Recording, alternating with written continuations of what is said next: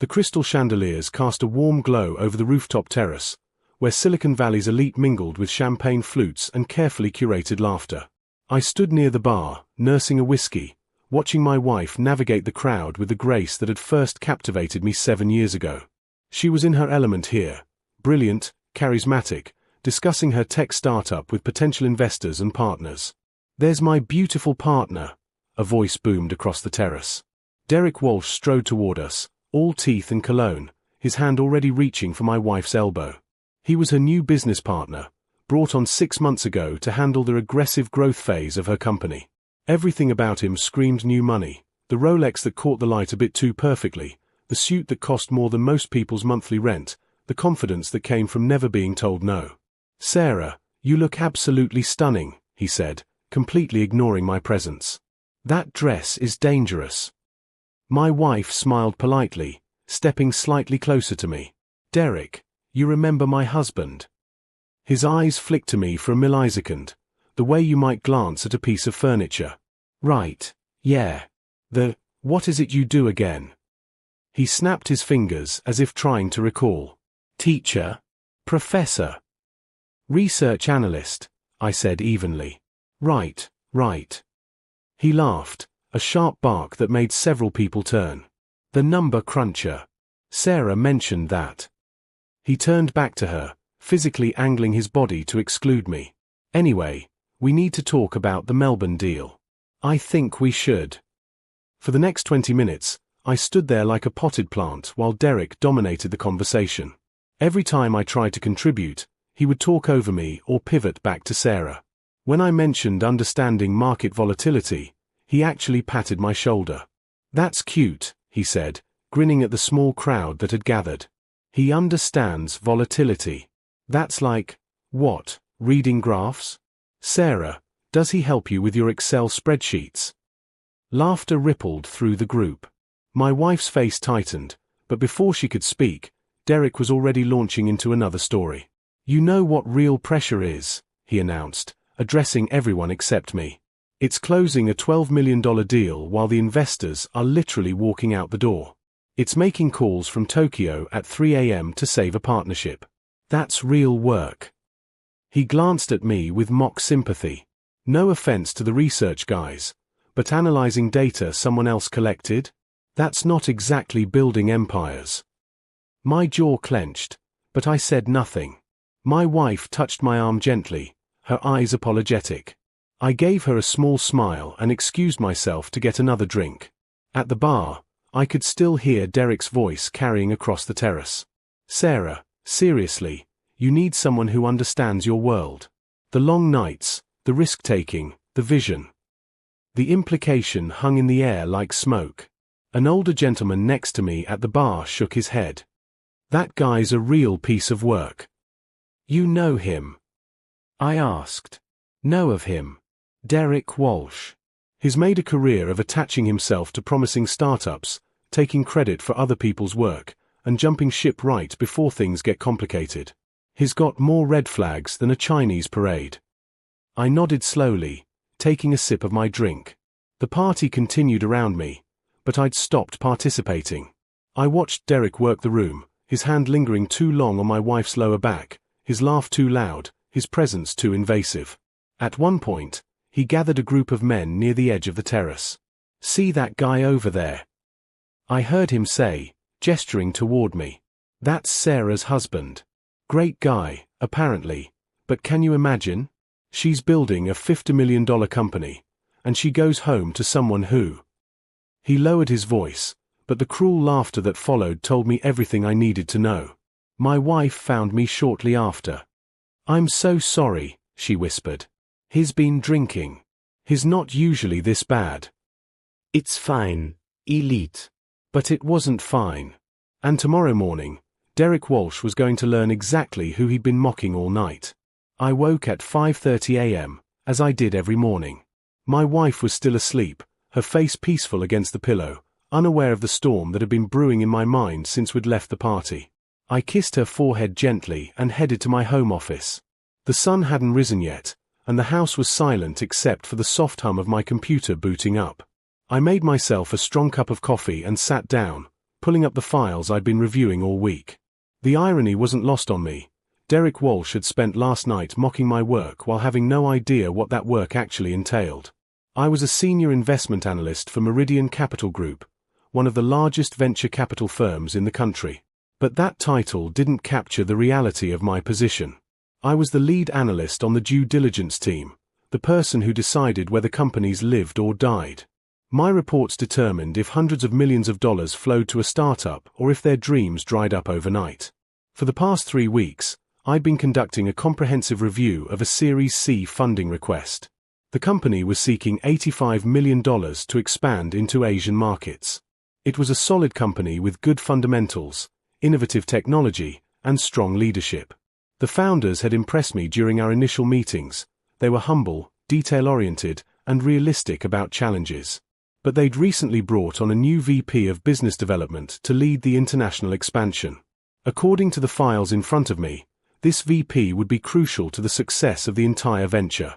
The funding was contingent on having the right leadership in place. That VP was Derek Walsh. I hadn't made the connection immediately.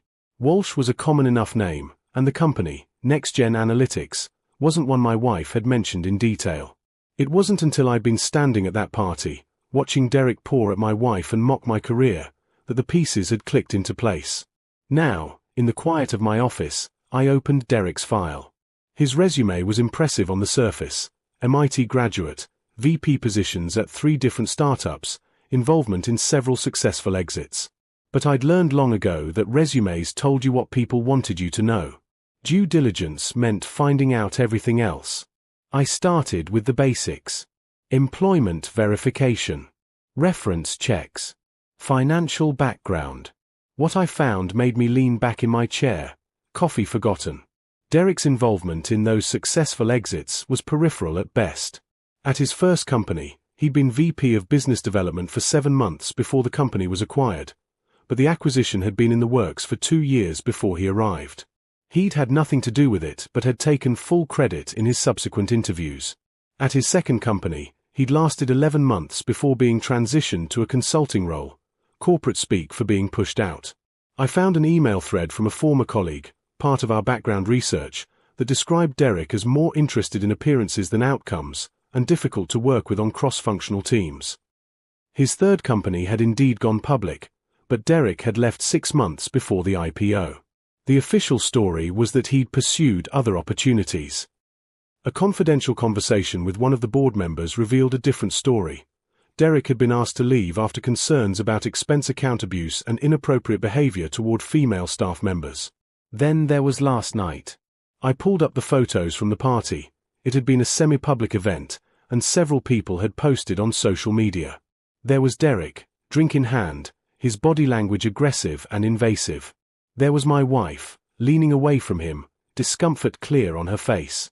There was me, standing alone at the bar, while Derek entertained a crowd at my expense. My phone buzzed.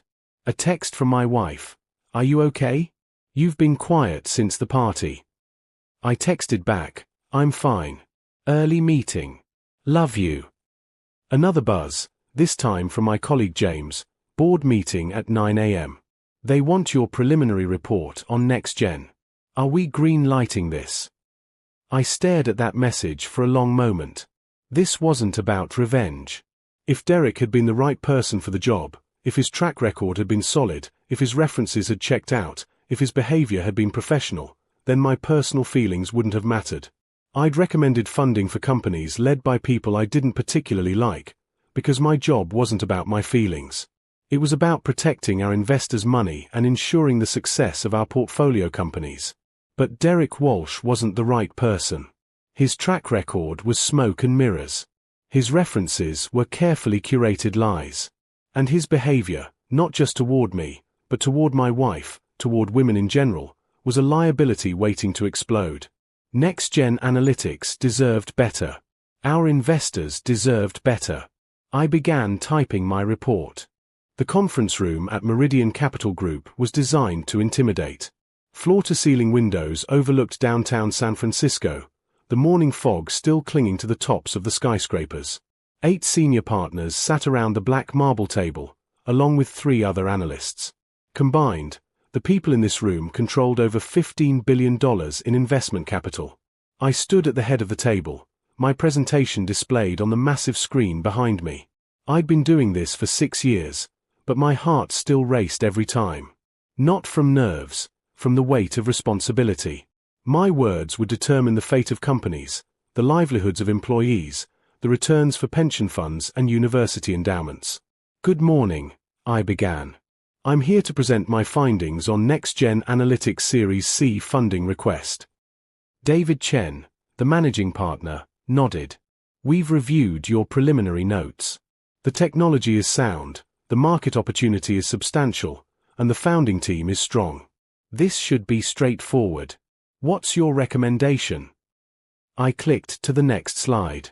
I'm recommending we decline the investment at this time. The room went silent. Jennifer Park, another senior partner, leaned forward. Decline?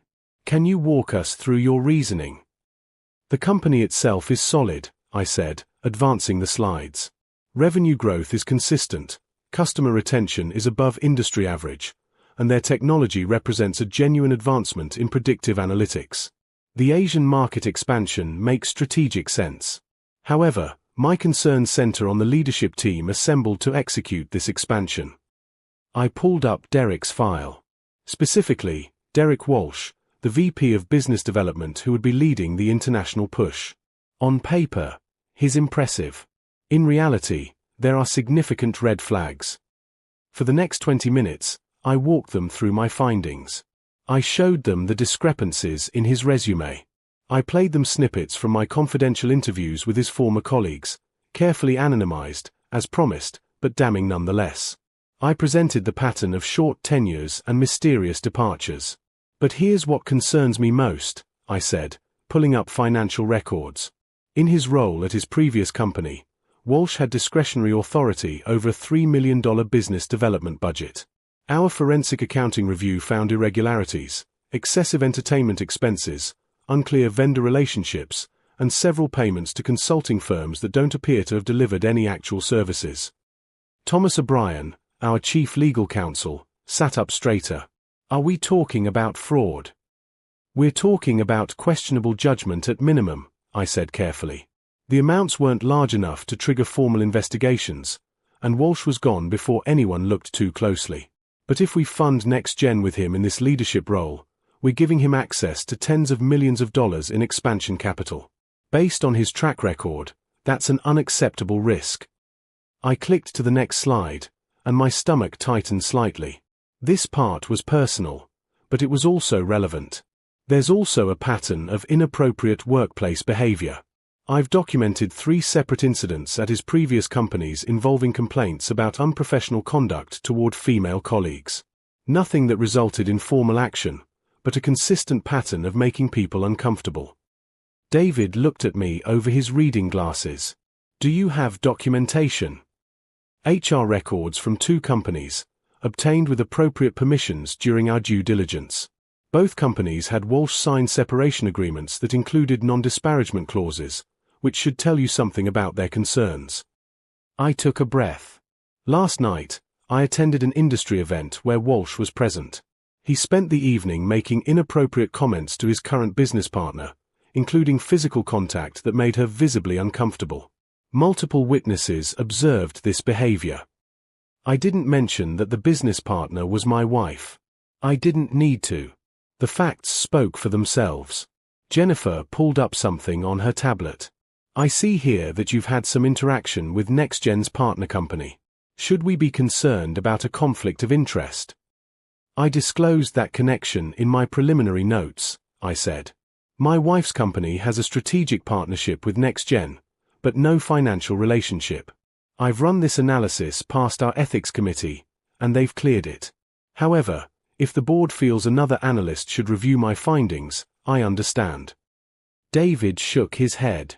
Your work has always been thorough and objective. If you say there's a problem, there's a problem. He looked around the table. Questions? Thomas spoke up. What if Next-Gen replaced Walsh? Would that change your recommendation? Completely, I said. The company is otherwise sound. With different leadership on the expansion, this would be a strong investment. I've actually identified 2 potential candidates who would be excellent in that role. Both have successful track records in Asian market entry, strong references, and clean backgrounds. David nodded slowly. Here's what we'll do.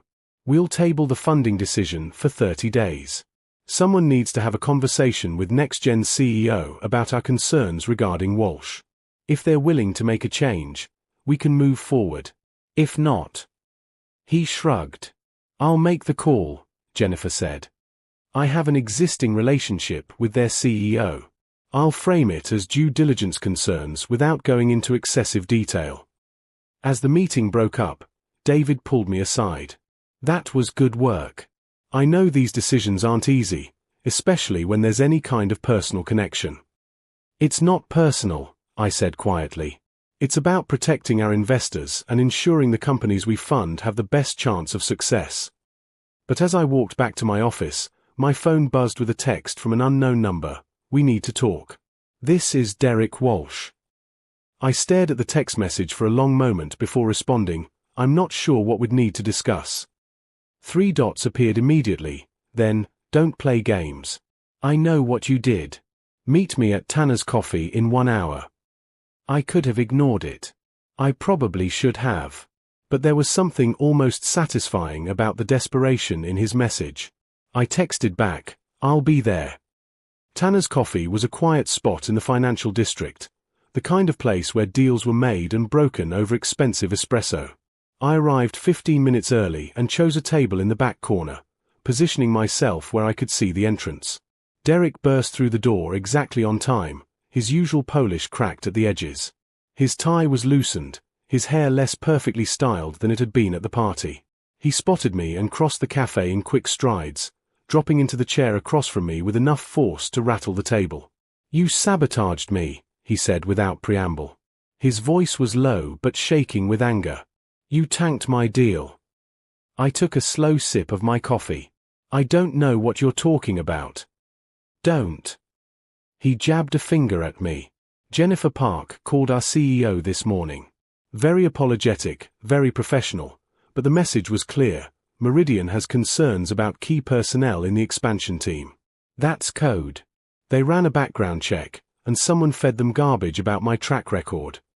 If Meridian did their due diligence and found concerns, that's between them and NextGen, I said calmly. You're the analyst on this deal. I saw the guest list for the board meeting this morning. You presented the findings. His eyes were wild now. This is because of the party. Because you got your feelings hurt. I set down my coffee cup carefully. What happened at the party? What? He blinked, thrown by the question. Tell me what you did at the party, I said. Walk me through it. Derek's jaw clenched. I had a few drinks. I networked. I talked business with Sarah. That's what these events are for. You mocked my career in front of a dozen people. You made inappropriate comments about my wife's appearance. You physically excluded me from conversations and implied she'd be better off with someone else. I kept my voice level. You spent the entire evening making it clear that you had no respect for me, my work, or my marriage. It was just party talk, he said, but something in his eyes flickered. Everyone does it. It didn't mean anything. Here's what you didn't know, I said, leaning forward. That number cruncher you were mocking? I'm the senior analyst at Meridian Capital. When you were laughing about how I just read graphs, I was 3 weeks into a comprehensive review of your company's funding request. And when you were suggesting my wife needs a real man, I was looking at your employment history, your financial records, and your track record of burning bridges. The color drained from Derek's face. The decision to recommend against funding wasn't personal, I continued. It was based on objective analysis. Your resume is padded with exaggerations. Your employment history shows a pattern of short tenures and unexplained departures. Your expense reports at your previous company raised red flags. And there's documented evidence of inappropriate workplace behavior toward female colleagues. Those complaints were nothing. Misunderstandings. 3 separate companies. 3 separate HR files. That's not a misunderstanding. That's a pattern. I pulled out a folder and slid it across the table. This is the report I presented this morning. Read it. Derek's hands shook as he opened the folder. I watched his eyes scan the pages, saw the moment he realized how thoroughly I'd documented everything. But the party, he said weakly. You're doing this because of what I said. If you'd been the right person for the job, if your track record had been solid, if your references had been strong, if you'd shown genuine leadership capability, I would have recommended the funding despite what happened at the party. My job is to protect investors and ensure portfolio success, not to settle personal scores. I paused. But you're not the right person. You're a liability. And what I saw at the party just confirmed what the data was already telling me. Derek slumped back in his chair. This will kill the deal. Without Meridian's funding, NextGen can't execute the expansion. The board will blame me. I'll be out.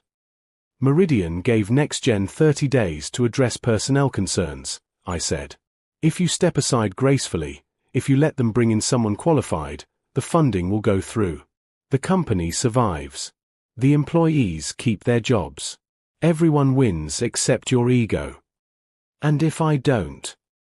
Then the deal dies, and your reputation in this industry dies with it. Because if NextGen tries to shop this funding request to other VCs, they'll all run the same due diligence. They'll all find the same red flags.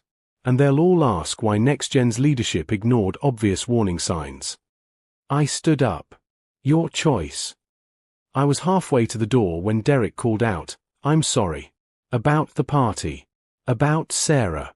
About everything. I turned back. He looked smaller now, deflated. Just another guy who'd mistaken arrogance for confidence and discovered the difference too late. You should apologize to my wife, I said. Not because it'll change anything professionally, but because it's the right thing to do. I left him sitting there, surrounded by the evidence of his own inadequacy. 2 weeks later, I sat in my home office reviewing quarterly reports when my wife knocked on the door. She leaned against the doorframe, holding 2 glasses of wine, a strange expression on her face. Derek resigned today, she said, handing me a glass. I heard, I replied carefully. We'd had pieces of this conversation over the past weeks, but never the full picture. I told her about the Meridian review, about the due diligence findings, about the decision to pause funding. She'd been shocked, then thoughtful, then quietly relieved. She sat down across from me. He sent me a letter. An actual handwritten letter. Apologizing for his behavior at the party and admitting he'd been inappropriate in our working relationship. She took a sip of wine. He said you made him realize he'd become someone he didn't recognize. That's generous of him. Is it true, she asked, that you didn't tank the deal because of what he did to us? I met her eyes. Every word in my report was factually accurate and professionally relevant. Derek Walsh wasn't qualified for the role NextGen needed him to fill. His track record was thin, his judgment was questionable, and his behavior toward colleagues was problematic. Those facts existed before the party. But would you have looked as hard if he hadn't humiliated you? It was a fair question. Maybe not, I admitted. Maybe I would have done a surface-level review, seen the polished resume, and given him the benefit of the doubt. But that would have been a failure on my part. Due diligence means digging deep, not accepting things at face value. Derek's behavior at the party didn't create the problems, it just made me look close enough to find them. She nodded slowly. NextGen's CEO called me today too. They're bringing in someone else to lead the expansion. Someone with actual experience in Asian markets, not just buzzwords and bravado. She asked if we'd be interested in expanding our partnership with the new leadership. What did you say? I said yes. Because the partnership was always good business. It was just Derek who was the problem. She paused. She also told me that Meridian's funding came through. Full amount, better terms than the original proposal. Apparently your firm was impressed with how quickly and professionally NextGen addressed the personnel concerns. Good, I said, and meant it. They're a solid company with real potential. They deserve the chance to succeed. My wife studied me for a long moment. You know what I realized? I've been telling people for years that you're a research analyst, and I don't think I ever really understood what that meant. I thought you just looked at numbers all day. Sometimes I do just look at numbers all day, I said with a small smile. But it's more than that, isn't it? You're making decisions that affect hundreds of people. Companies live or die based on your recommendations. You're carrying that weight every single day, and you never talk about it. It's my job, I said simply. Just like building your company is yours. She set down her wine glass and came around the desk, wrapping her arms around my shoulders from behind. I'm sorry I didn't defend you more at the party. I should have shut Derek down the moment he started. You were in an impossible position. He was your business partner. You were trying to keep things professional. He was never really my partner, she said quietly. He was someone I hired because his resume looked good and he said all the right things. I didn't look deeper. I didn't do my own due diligence. She kissed the top of my head. I won't make that mistake again. 3 months later, I attended another industry party, different venue, different crowd, but the same underlying dynamics of ambition and networking and carefully cultivated images. My wife was across the room, deep in conversation with NextGen's new VP of International Development, a sharp woman named Victoria who'd successfully launched 3 companies into Asian markets. They were laughing about something, and I could see the difference in my wife's body language. Relaxed. Engaged. No defensive lean away, no forced smiles. You're the guy who killed the Walsh deal. I turned to find a man in his 50s, grey hair, expensive but understated suit. He extended a hand. Richard Morrison, Morrison Ventures. We were looking at NextGen about a year ago, before Meridian got involved. Walsh gave us the same song and dance, big promises, bigger ego. We passed. Heard through the grapevine that you're the one who actually did the homework. Just doing my job, I said, shaking his hand. Best kind of job, he said. Keeping the charlatans from stealing investor money and destroying good companies. We need more analysts willing to make the hard calls. He handed me a business card. We're always looking for people with integrity and judgment. If you ever get tired of Meridian, give me a call. I pocketed the card politely, though I had no intention of leaving. But it was good to be seen. Good to be recognized not as Sarah's husband, not as the quiet guy at the bar, but as someone who did important work and did it well. Derek Walsh messaged me once more, about 2 months after his resignation. Just 3 words. You were right. I didn't respond. There was nothing more to say. The story could have been about revenge, the humiliated husband destroying the man who mocked him. But that wasn't what happened. The story was really about the difference between appearance and substance, between the person who talks loudest and the person who does the work that matters. Derek had built his career on polish and charm, on taking credit and avoiding scrutiny. It had worked for years, right up until someone actually looked beneath the surface. I'd built mine on thoroughness, on asking hard questions and following the evidence wherever it led. It wasn't flashy. Nobody would make a movie about a research analyst reviewing employment records and expense reports. But in the quiet spaces where real decisions were made, that work mattered more than all of Derek's networking and bluster combined. My wife found me near the end of the party. Ready to go home. More than ready, I said. As we walked to our car, she squeezed my hand. You know what I love about you. My devastating good looks and sparkling wit. She laughed. That too. But mostly that you don't need to be the loudest person in the room to be the most important one. I thought about Derek, about his desperate need to be seen and admired and feared. About how he'd confused volume with value, presence with power. Someone once told me, I said, that real strength doesn't announce itself. It just does the work. My wife smiled.